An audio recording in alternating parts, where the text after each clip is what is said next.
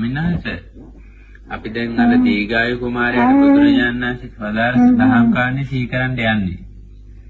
ඔන්න බුදුරජාණන් දීගායු කුමාරයාට කියනවා ඔබ මෙන්න මේ විදිහට හික්මෙන්න. ඔබ බොහෝ කාලයක් බුදුරජාණන් වහන්සේ සරණ ගියපු කෙනෙක්. ඒ ගැන හිතලා සතුටු වෙන්න.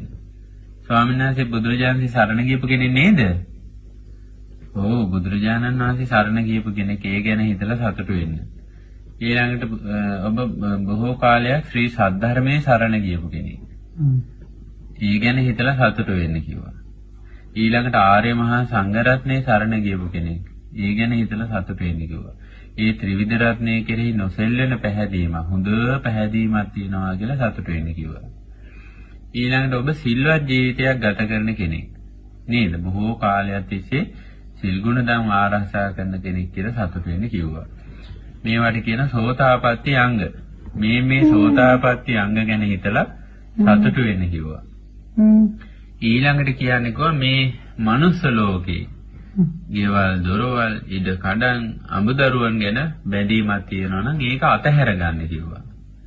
අපේ ස්වාමීන් වහන්සේත් එහෙම තියෙනවා නම් මනුස්ස ලෝකේ අතහැර ගන්නවා.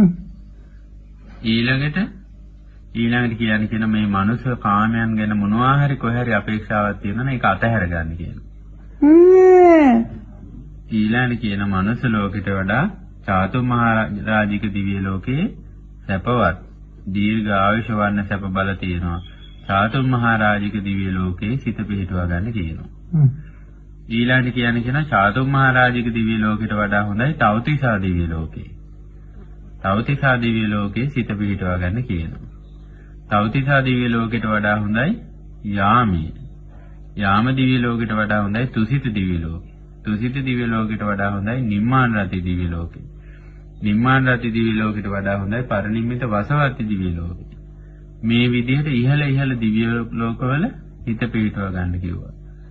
ඊළඟට දිව්‍ය ලෝකයේ තියෙන කාමයන් දිව්‍ය ලෝකෙට වඩා හොඳයි බ්‍රහ්ම ලෝකේ. බ්‍රහ්ම ලෝකේ හිත පිහිටවා ගන්න කිව්වා.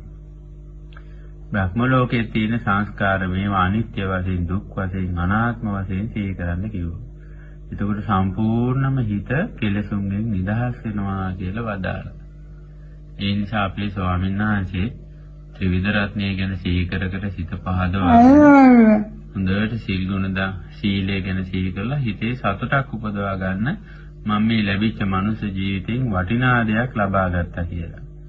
ඊළඟට මේ හීන වූ දුක් සහිත මේ මනුෂ්‍ය ලෝකේ හිත නිදහස් කරගන්න. දිව්‍ය ලෝකේ සිත පිහිටවා ගන්න. ඒවත් අපිට අනිත්‍ය වශයෙන් දුක් වශයෙන් අනාත්ම වශයෙන් සිහි කරන්න පුළුවන්. ඒ නිසා මේ වෙලාවේ කිසිම දෙයක් හිතට බාහිර දෙයක් හිතට ගන්න එපා. ඔව් සුගතියේ හිත පිහිටවාගෙන තුසිත දිව්‍ය ලෝකේ තමන් රැකපු සිල් ගුණ ධම්ම පිළිගන්නේ වාසය කරන්න ඕනේ. නමෝ බුද්දාය කියන්නේ. නමෝ බුද්දාය. නමෝ බුද්දාය. නමෝ බුද්දාය. අර ගාථාව මතකද?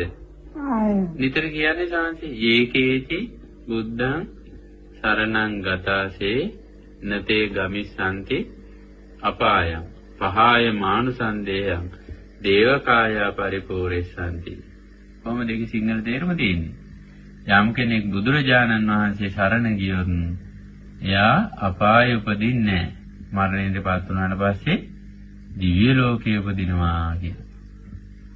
ඒ නිසා ස්වාමීන් වහන්සේ බොහෝ කාලයක් බුදුරජාණන් වහන්සේ සරණ ගියපු කෙනෙක් නේද? ශ්‍රී සද්ධර්මයේ සරණ ගියපු කෙනෙක්, ශ්‍රාවක සංඝ රත්නයේ සරණ ගියපු කෙනෙක්, තෙරුවන් කෙරේ හොඳ චිත්ත ප්‍රසාදයක් තියෙන කෙනෙක්. ඒ නිසා සුගතියට යන්න සුදුසුකම් තියෙනවා නේද? ඔව් සුගතියට යන්න සුදුසුකම් තියෙනවා.